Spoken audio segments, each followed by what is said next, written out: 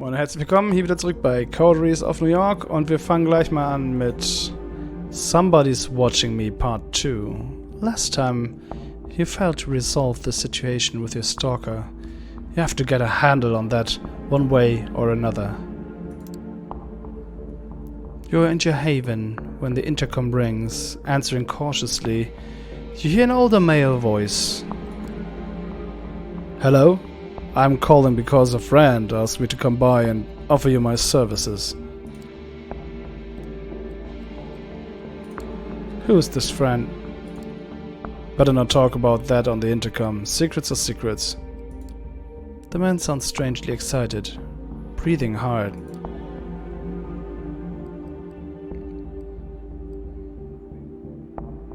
I need something to go on, man. I need something to go on. She told me not to talk about these things in public. I know you're one of them. Please, it's alright, I don't mind. You can drink with me, if you understand what I mean. A man you've never seen before is paying a visit to an apartment not many people know of, offering you to feed from him.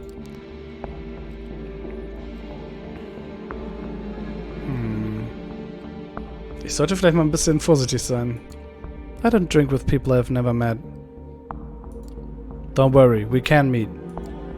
Silence. A minute passes and you hear a knock on the door to your haven. You cautiously open the door.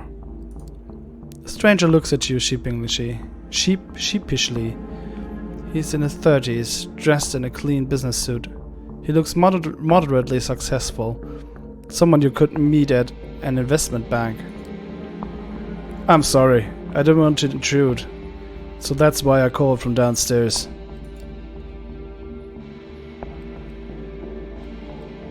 Ich lass ihn mal rein. You know what? Come in. I was hungry anyway. The man looks comically satisfied as you usher him into your haven. He barely waits for you to close the door before he loosens the collar of his shirt, closes his eyes and bares his neck in quivering expectation. You look at the man, taken aback by such forwardness. Figuring that you didn't invite the man here for a chat, you lean closer, take him by the shoulders, sink your fangs into him. This is not an unpleasant way to feed. You reflect as the blood flows to your mouth. The food comes to your door of its own volitation. Entschuldigung.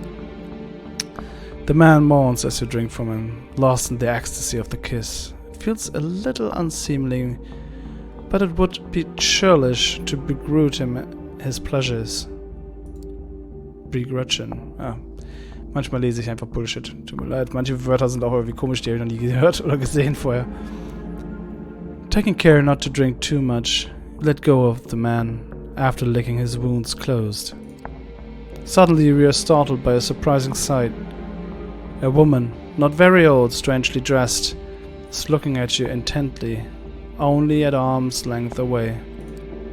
Before you can react, the mysterious woman opens your front door and vanishes from sight, leaving you to wonder whether you really saw her at all. As you stare confused, the man you drank from slips out of your haven and into the hallway, staggering a little from the effects of the kiss. You close your door, wondering what the hell was that about. At least you got to feed, if nothing else. Okay, das war creepy.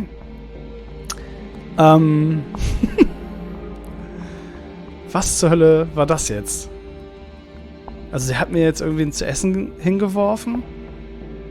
Und ich habe auch nur deshalb Ja gesagt, weil ich glaube, wenn ich Nein gesagt, dann wäre es trotzdem dazu gekommen. Ist das jetzt wirklich ein Schutzengel? Oder versucht da jemand irgendwie sich auf gut zu stellen oder so? Wir werden es sehen. Aber gut. Gehen wir zum Churchman. Faith and Myth, Part 2. Benoit Segal wants to meet you again at the cathedral. You wonder whether that mysterious priest will be there. Ach, you need to rest. Ah, Entschuldigung, einmal resten. Und dann sieht die Welt vielleicht auch schon wieder ganz anders aus. Nein, tut sie nicht diesmal. Ah, diesmal lassen wir uns mal ein bisschen laufen, das ist gut. Faith and Myth, Part 2. You started to look at churches differently once your last encounter with Benoit. You're not sure what happened inside, but it was unavoidably real. You felt it. When Benoit mentioned that being in the presence of Father Anthony's faith would eventually kill someone like you, an undead being, you believed him. It doesn't seem to be very common though. In New York you pass thousands of people every night and none of them have made you feel so afraid and insignificant. If you were to encounter someone like Father Anthony in the subway or a nightclub, you would know. There are many churches in the 5 boroughs, and you are pretty sure most of them don't contain someone whose faint can touch you in this way. Yet you've become wary. They just might. Still tonight the cathedral looks as before, a striking landmark acting as a symbol of faith for people who have no idea that vampires exist in their midst. For them, questions of faith and myth are theoretical or philosophically. For you, those same questions suddenly define the meaning of your new existence. You sneak into the cathedral like an old hand, as if its going to church had been a regular part of your life. Inside, the cathedral is almost deserted. You're not sure if you'll be meeting Benoit alone. The idea of feeling Father Anthony's faith on your undead flesh freezes you with terror. Benoit's waiting for you in the front pews of the cathedral, in the exact same spot where you saw Father Anthony. Worried, you approach, but you don't feel the touch of faith that shook you before. Benoit nods as you sit next to him in the pew. Aren't you worried? I have so many questions. Aren't you worried about meeting here? What if your friend the priest returns? Don't worry. He's not here tonight. You had some time to think. I'm guessing you found the touch of Father Anthony's faith hard to ignore. For most people, God's presence is a question of faith. When I talk with Father Anthony, it feels like proof. Benoit is fervent, intense as he speaks. It's clear these questions have consumed his existence. Perhaps they'll consume yours too. What does the Camarilla believe? This is kindred culture? I can't stop thinking about divine purpose. Was nehmen wir da? Ich nehme das. Just can't get the idea of a divine purpose out of my mind. I know how that feels. It's clear we're here for a reason, but why? Benoit looks around flexively to make sure nobody is listening. There are only few people in the enormous cathedral, but they don't seem to be interested in 2 loners murmuring to each other in the front pew. It might seem like ancient history, things that happened thousands of years ago, but time works differently for our kind. If the stories are true, we're all Methuselahs still in existence who walked the earth when Jesus was alive. There are, not we are. There are Methuselahs. The only problem is that all vampires lie. They adjust history to suit their egos. Surely something was written down. Oh, that's cool. Surely something was written down before the Masquerade was established. Of course, the Chimera have many interesting manuscripts in the libraries. I've seen a few, but if you have the chance, I recommend looking at them. This is how the story goes. God cursed Cain as punishment for the murder of Abel. Cain walked the night shunned by humanity and drank blood to sustain himself. Even from the point of our origin, we are damned. However, the story becomes really interesting when we move forward. Cain creates more of our kind, often referred to as the second generation. They lived in the first city, later called Enoch, ruling openly over the city's human inhabitants. I see the first city as Cain's redemption. Cursed by God to wander, he remade himself as a ruler and lawgiver, acting as an immortal shepherd to humanity. It only started to go wrong when the second generation begat the third and vampires started to run amok.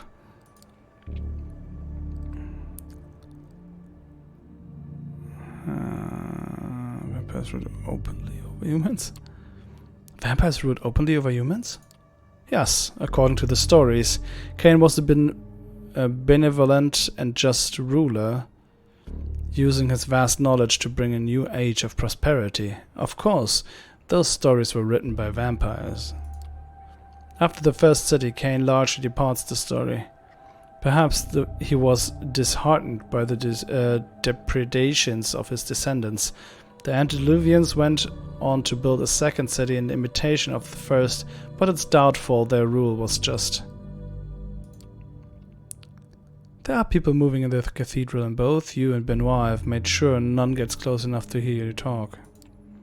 Many of the people you've seen have been elderly or disabled, so it's not surprising that you hear the squeak of a wheelchair. What alarms you more is that you overhear an older woman speaking with a Russian accent mention Father Anthony. Let's find Father Anthony and see if he can help us. From what I've heard, he's an exceptional man. You turn to look and see two men and a woman. All three are in their 50s, clearly well worn by life. One of the men pushes the woman in the wheelchair. He is dark-haired and intense, seemingly only a half in this world. Yeah, exceptional, but he doesn't like molds. The speaker is shorter of the man, more animated and worried. He was probably a strong man in his youth, perhaps even an athlete. His voice carries a Midwestern accent. We are only interested in whether he likes blank bodies. You and Benoit look at each other. This is bad news. Whoever the three are, they can't be good for you. We need to get out. Let's meet outside. Move discreetly to the side. Better not to call attention to yourself. You decide to move this side of the cathedral and pretend to pray at an altar. You walk casually towards the side away from the three approaching mortals. You feel their eyes boring into your back, but you force yourself to be cool. Benoit is nowhere to be seen. You blinked and he disappeared in a burst of speed. You're worried it was too conspicuous, but maybe the mortals missed it. You pretend to admire the architecture for a while before glancing back at the trio. They have settled at the exact spot you just occupied, apparently waiting for something and conversing in hushed tones. Once you're sure their attention is elsewhere, you start walking briskly down the side aisle towards the exit. That was a close call.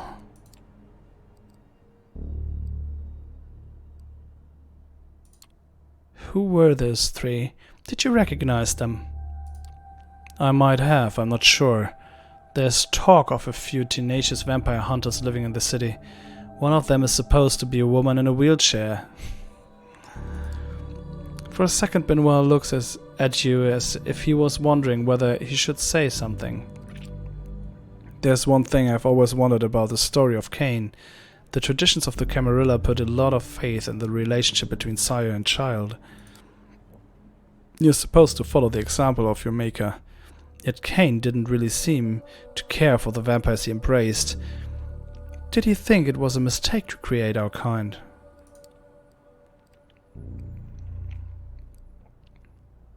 My sire left me. My sire left me. Is that common among kindred? Yes, unfortunately. The kindred are selfish and cruel. You know, I'm Sophie's child, and you are her protégé.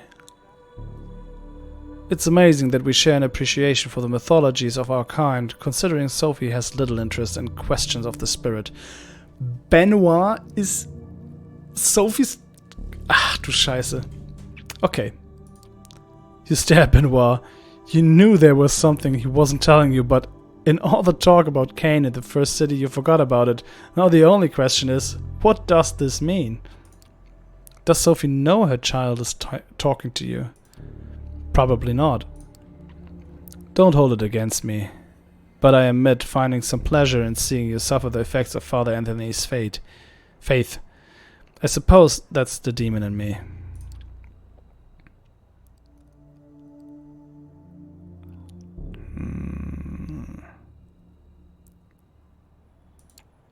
Fuck you, that was not okay. Do that again and I'll make sure you regret it. You'll get over it. You know we should meet again. We've talked so much about myth, but maybe that's cowardly when the reality of faith is right in front of us. I'll introduce you to Father Anthony. You nod, unsure whether that's a good idea. Benoit walks away and you follow his example, not wanting to hang around the cathedral any longer. Und damit sind wir wieder auf der Karte. Wir haben noch ein bisschen Zeit, den würde ich auch noch nutzen. Denn ich glaube, wir könnten uns nochmal mit D'Angelo herumschlagen. Ich liebe D'Angelo. So ein geiler Charakter. Ja, dafür muss ich noch was trinken, denn ihr wisst, D'Angelo hat eine etwas raspy Voice.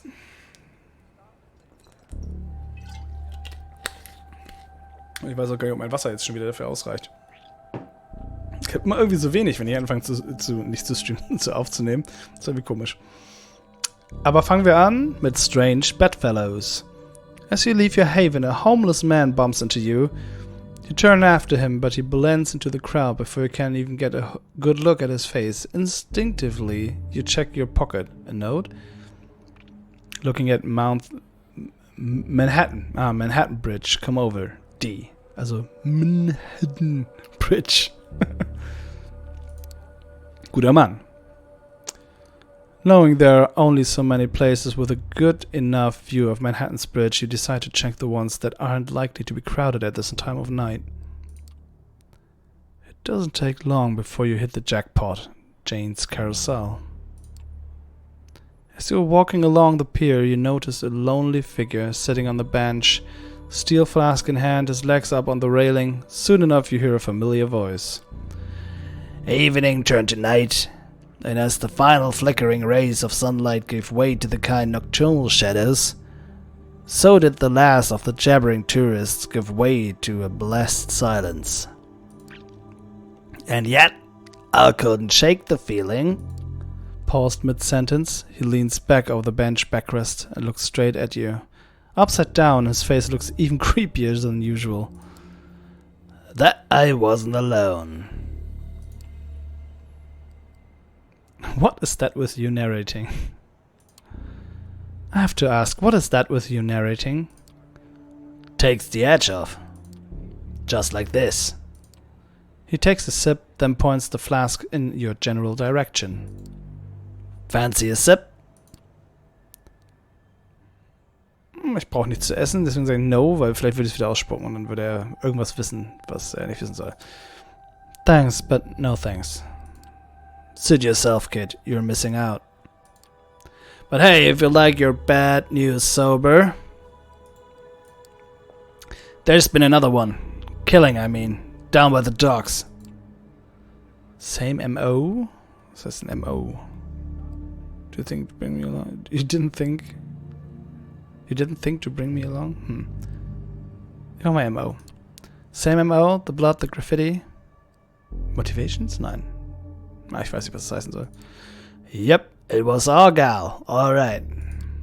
Victim sucked dry, same as before.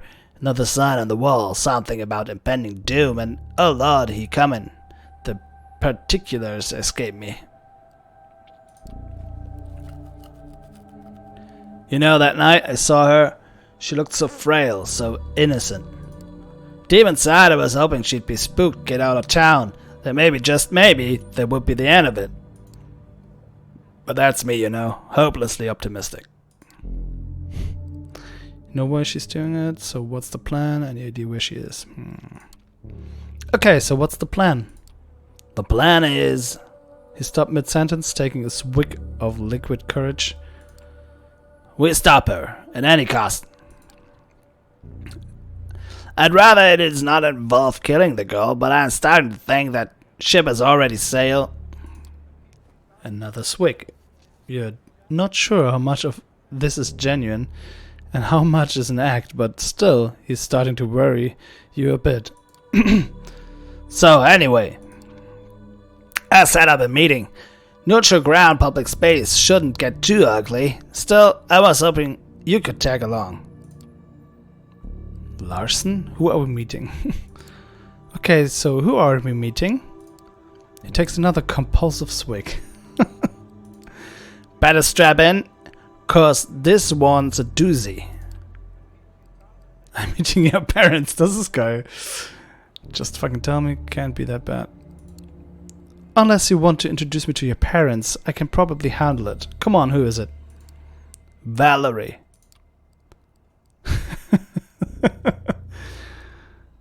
That murderous bitch from last time? Better put down that flask. I'm sorry, I must have misheard you. The blood must be an amazing vintage, cause you sound fucking hammered. Hardy fucking hair. Look, I know you two didn't exactly hit it off, but she's not as bad as you might think. I mean, in some respects, she's probably worse, but she can be reasoned with. Once again, he goes for the flask, but stops himself mid-motion. Look, the way I see it, we ain't got a choice. As much as I want to help Santa, she's clearly a few parts short of a belfry. More people are gonna die unless we do something about it. I get it, lesser of two evils. I still don't like it. You think Valerie can be trusted? Yeah. Do you really think we can trust someone like Valerie? D'Angelo almost does a spit take. Fuck no! But we can't do business with her. I'm just worried that her asking price might be too steep for my liking. And then again, you don't always get what you want, huh? Noticeably proud of his words of wisdom, he tries to top him off with one last swig. A single drop falls between his crooked teeth. He looks at the empty flask with the utmost contempt. Well, ain't that fucking poignant? Poignant. Whatever. Muttering a curse under his breath, he makes a valiant effort to get up off the bench. As he staggers, struggling to remain upright, you offer your shoulder to lean on. He shoots you a smile that is crooked as it's affectionate. Hey, kid. You meet his gaze, trying to look friendly rather than condescending. You alright? And with that heartfelt moment, you bid adieu to the sprawling vista and make your way towards the bridge. Next stop, Manhattan. Oh, das ist auch neu, das ist cool. Entering the park from Midtown Manhattan, you promptly take a spot by one of the alleys, not very deep into the park. Minutes pass, 5, 10, 15. You start to wonder if she's even gonna show up. Suddenly you hear a familiar voice, but with an unfamiliar tone. She sounds almost nice. Hello, Ginny. And there she is, walking along the side of the fountain. She looks less out of place here than back at that junkie-infested hovel, but only by a slight margin. Something tells you there are only so many places she would feel at home, and probably not ones you would want to find yourself in. Val? She glances over at you, barely noticing your presence.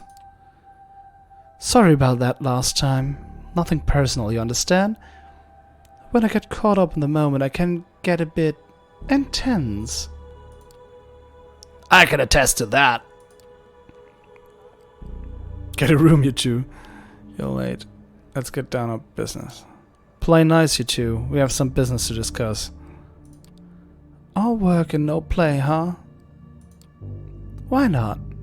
Das ist witzig, dass sie ein grünes und ein blaues Auge hat. Ich weiß nicht, habe ich das letztes Mal auch schon gesehen?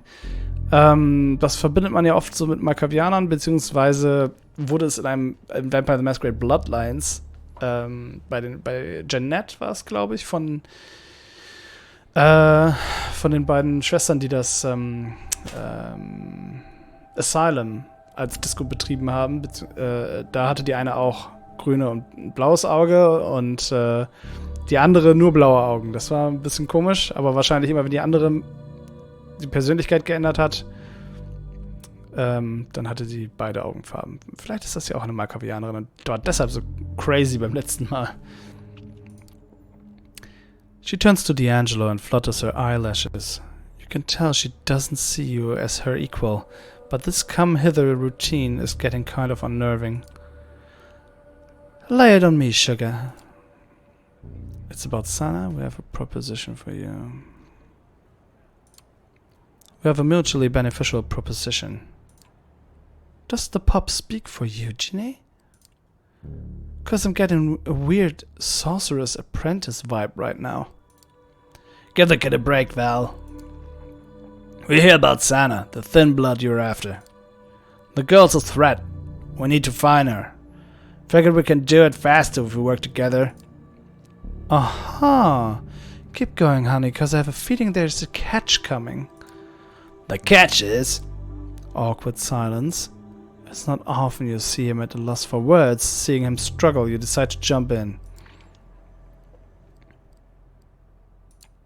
We want the girl to stay alive.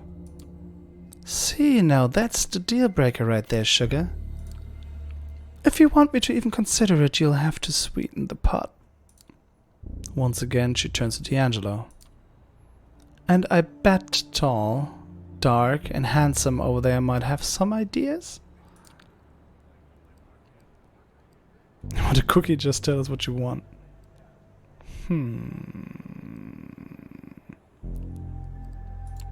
Just tell us what you want. Oh, you're no fun anymore. She wants a higher profile target. To show off to the prince what a good little skirt she is.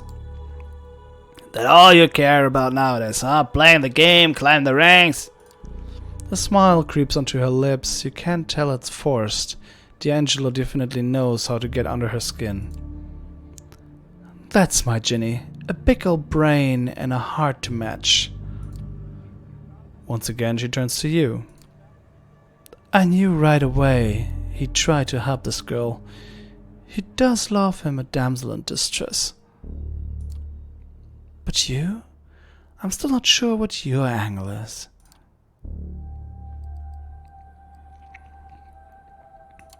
What do you care? I don't, honey. Not really. It's called making conversation? So there, you know my terms. Contact me when you've made up your mind. Don't take too long, though. I'm a lucky girl. I must just find your little thin blood on my own. Still, I hope we can work together. We did make a good team back in the day, didn't we? Slowly, seductively, she puts her arms around his shoulders. She glances over to you, clearly enjoying how awkward it makes you feel. You have a thing for the Nosferatu? Okay, now it's just getting creepy. You really do have a thing for the hidden, don't you? My things are none of your concern, sugar. Anyway, withdrawing from the strange half-embrace, she flicks D'Angelo's nose gently with her index finger. Almost instantly, she turns from flirtatious to dispassionate. However this plays out, I have a feeling we meet again, sooner than later. Until then, without sparing you another glance, she disappears down an unlit park alley. D'Angelo watches her go. The look on his face, a mixture of longing and guilt, is borderline comical. Finally, he turns back towards you, as if breaking some spell he was under. Well, that could have gone a lot worse. What just happened? A higher profile target? Where are you guys a thing? Okay, I have to ask. Did you and she ever? Wir werden es vielleicht gleich rausfinden.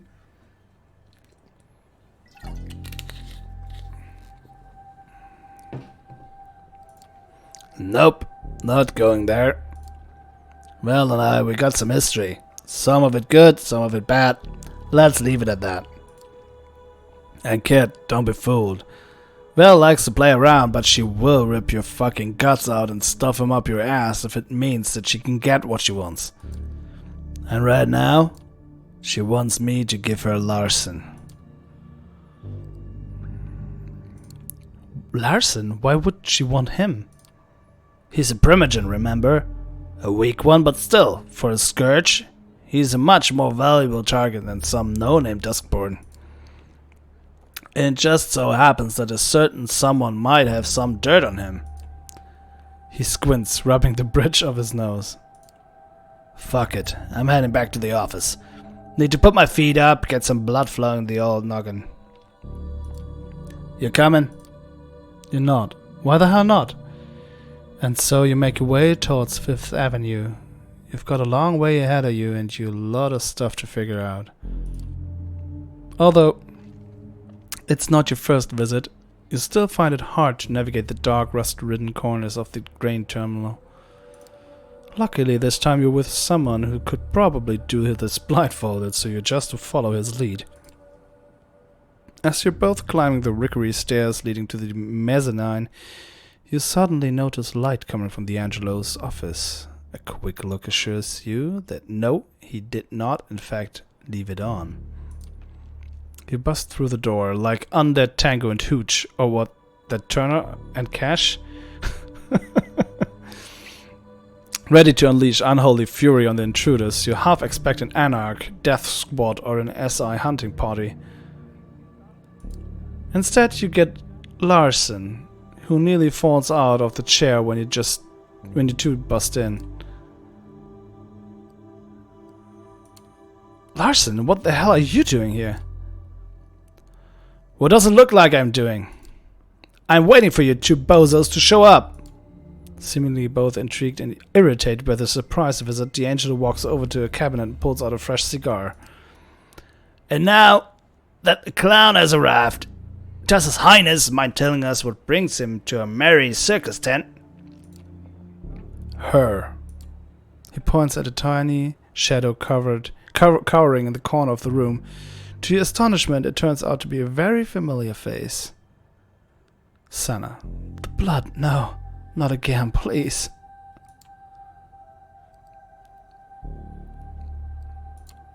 Did she tell you anything? She just keeps babbling about blood and signs and all this nonsense. She came to my house, probably figured out who I was, thought I could help, but honestly, I have no idea what to do with her. I mean, I should turn her to the prince, but that's just another strike against my people. Then again, I can't just set her loose, not after what she's did. Fuck D'Angelo, you can't tell that I'm desperate if my first instinct was to come to you. No, Larson. I would attribute that decision to what's left of your common sense. He leans over to you. Hey kid, I think we should call it a night. Just give me some more to talk to the girl. Maybe I'll get through to her somehow. The sign. The sign. It's always there. Though I ain't holding my breath. Honestly, you're glad to leave it to it. Spending the night in a small room with a tiny serial killer somehow doesn't seem too appealing. Still, you're hoping D'Angelo will be alright. He's got some tough choices ahead of him. Ja, und wie es aussieht, haben wir demnächst auch bald ein paar schwierige Entscheidungen zu treffen. Nämlich zwischen unserem Agathon und Hope. Wobei ich versucht bin, weil wir gerade Agathon gemacht haben, wieder mal was mit Hope zu machen. Und danach Agathon, wenn sich nichts weiteres ergibt. Und vielleicht zwingt uns das Spiel langsam mal dazu, was mit der Gangrel zu machen. Wie gesagt, wenn ich nicht muss, werde ich nichts mit ihr anfangen irgendwie. Aber ich habe das Gefühl, dass diese Entscheidung überlässt uns das Spiel nicht. Aber wir werden mal sehen. Ich bin gespannt und ich hoffe, ihr auch. Und wir sehen uns das nächste Mal, wenn es wieder heißt Vampire the Masquerade Coteries of New York. Bis dann.